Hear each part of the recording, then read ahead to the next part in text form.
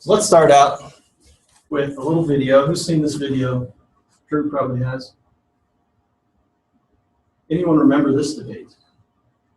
I did not watch that debate. This is a very memorable one for me.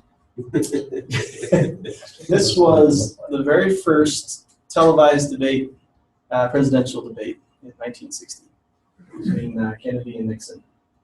And what was interesting from this is that, up till now, everybody listened to debates on the radio or they read it in the newspaper, so it was very focused on the content. And now you had a big part of the population that could watch it on TV. After the debate, people that still listened to it on the radio overwhelmingly thought that Nixon had won the debate. But everybody that watched it on TV, well, the majority of the people that watched it on TV thought that Kennedy won the debate. And nobody really knew why that was. They just saw that there was this big discrepancy and they really couldn't figure it out. It freaked them out, so Nixon refused to do another televised debate. Lyndon B. Johnson refused. I think it was like 17 years before they started putting debates back on TV again.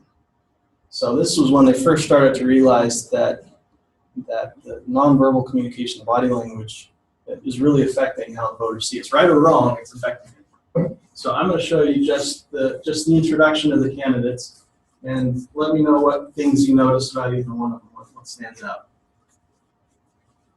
Good evening. The television and radio stations of the United States and their affiliated stations are proud to provide facilities for a discussion of issues in the current political campaign by the two major candidates for the presidency. The candidates need no introduction. The Republican candidate, Vice President Richard M. Nixon, and the Democratic candidate, Senator John F. Kennedy. According to rules set by the candidates. All right, short clip. What do you guys notice?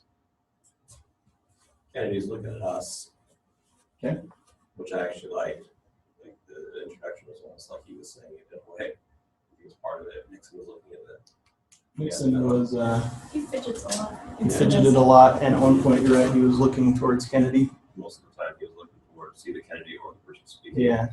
So if we were looking at him, our attention is drawn towards someone else, right? Looking at Kennedy, our attention is drawn right to Kennedy. Yep. And then he fidgeted a lot. What else do you notice, even from this picture? Who looks more sitting? Professionalism. Where they're sitting. Kennedy looks more relaxed. Uh-huh. You could almost say confidence more exists in Kennedy. He's got this weird angle with his leg, right? Some context here.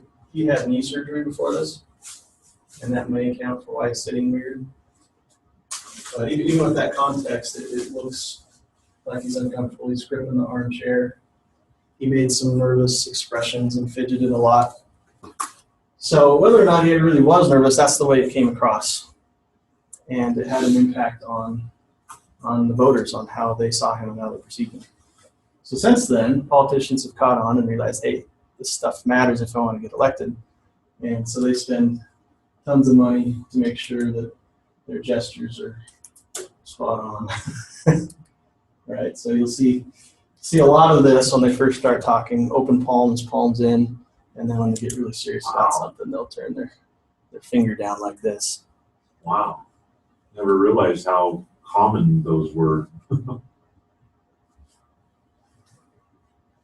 look at a lot of fun political examples. Those guys are fun.